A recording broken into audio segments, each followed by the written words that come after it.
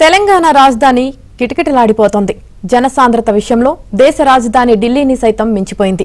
2011 జనాభా లెక్కల ప్రకారం ఢిల్లీ మహానగరంలో ప్రతి చదరపు కిలోమీటరుకు 11,313 మంది నివసిస్తుండగా హైదరాబాద్ జనసాంద్రత 18,161గా నమోదైంది.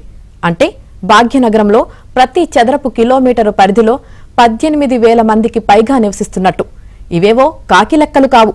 రాష్ట్ర ప్రభుత్వం తాజాగా విడుదల చేసిన తెలంగాణ రాష్ట్ర గణాంకాల సంగ్రహం 2024లో పేర్కొన్న గణాంకాలు. ప్రపంచంలోనే అత్యధిక జనసాంద్రత ఉన్న నగరం ఫిలిప్పీన్స్ రాజధాని మనీలా. అక్కడ ప్రతి చదరపు కిలోమీటరుకు 43,079 మంది నివసిస్తారు. మన దేశంలోనే అత్యధిక జనసాంద్రత ఉన్నది ముంబై మహానగరం. అక్కడ ప్రతి చదరపు కిలోమీటరుకు 28,508 మంది ఉంటున్నారు.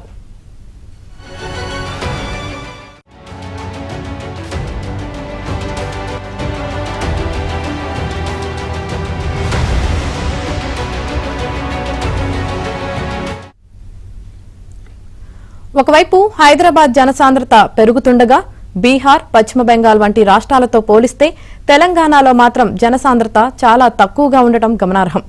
2011 జనాభా లెక్కల ప్రకారం రాష్ట్ర జనాభా 3.5 కోట్లు.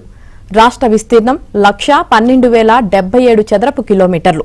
అంటే సగటున చదరపు కిలోమీటరుకు 312 మంది మాత్రమే నివసిస్తున్నట్టు. ఆ రేటుతో పోలిస్తే హైదరాబాద్ జనసాంద్రత ఎంత అత్యధికంగా ఉందో అర్థం చేసుకోవచ్చు. కేంద్రీకృత పట్టణీకరణకు ఇది అతిపెద్ద ఉదాహరణ అని సామాజిక నిపుణులు విశ్లేషిస్తున్నారు. ఉద్యోగ, ఉపాధి అవకాశాల కోసం ప్రజలు గ్రామాలు, పట్టణాల నుంచి పెద్ద ఎత్తున హైదరాబాద్ మహానగరానికి వలస వస్తుండటంతో ఇక్కడ జనసాంద్రత విపరీతంగా పెరిగిపోతుందని, దానివల్ల నగర మౌలిక సదుపాయాలపైన, ప్రజా సేవలపైన, గృహ నిర్మాణ రంగం, పట్టణ ప్రణాళికపైన తీవ్రంగా ఒత్తిడి పడుతోందని ఆందోళన వ్యక్తమవుతోంది.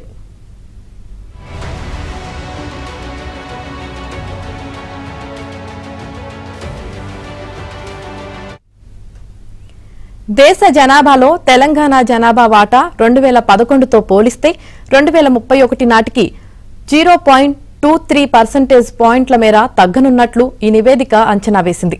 2011 లెక్కల ప్రకారం భారతదేశ జనాభాలో అప్పటికి తెలంగాణ వాటా 2.89%. దేశంలోనే అత్యధిక జనాభా ఉన్న రాష్ట్రాల జాబితాలో 12వ స్థానంలో తెలంగాణ ఉంది.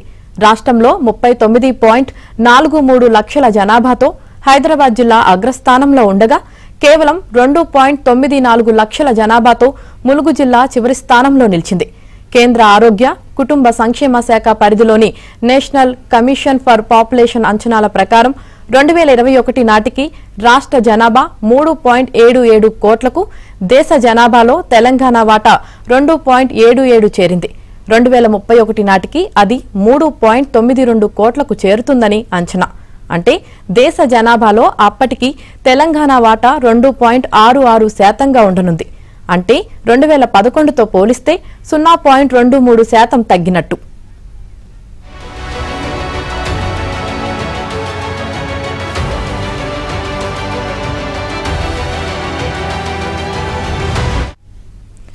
రాష్ట్ర ప్రభుత్వం విడుదల చేసిన నివేదికలో 2036 నాటికి రాష్ట్రంలో యువ జనాభా తగ్గి వృద్ధుల జనాభా పెరిగిపోనుందని పేర్కొనడం ఆందోళన కలిగించే అంశం. యువతే మన దేశ సంపద అని ప్రధాని నరేంద్ర మోదీ ఎప్పుడూ అంటుంటారు. దేశమైనా, రాష్ట్రమైనా అభివృద్ధి చెందాలంటే యువ జనాభాయే కీలకం. అలాంటిది మన తెలంగాణలో 2011తో పోలిస్తే 2036 నాటికి 34 లోపు వారి సంఖ్య గణనీయంగా తగ్గిపోనుంది. అదే సమయంలో వృద్ధుల జనాభా పెరగనుంది. జనాభా నియంత్రణ విధానాలను అనుసరించడం వల్ల జనాల రేటు తగ్గిపోవడమే ఇందుకు కారణం.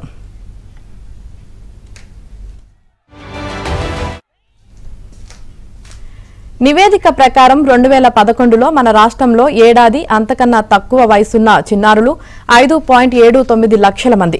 2036 నాటికి ఆ సంఖ్య 3.94 లక్షలకు తగ్గిపోనుంది. అంటే 25.2% తగ్గుదల. 4 ఏళ్లలోపు చిన్నారుల సంఖ్య కూడా 28.59 లక్షల నుంచి 19.47 లక్షలకు తగ్గిపోనుంది. 35 నుంచి 39 ఏళ్ల వారి సంఖ్య 4.6% మేర, 60 నుంచి 64 ఏళ్ల వారి సంఖ్య 69.5% మేర పెరగనుంది. 80 ఏళ్లు దాటిన వారి సంఖ్య అయితే ఏకంగా 82.1% మేర పెరగనుందని అంచనా. జనాభాలో వచ్చే ఈ మార్పులు సామాజికంగా, ఆర్థికంగా, రాజకీయంగా గణనీయమైన ప్రభావం చూపనున్నాయి.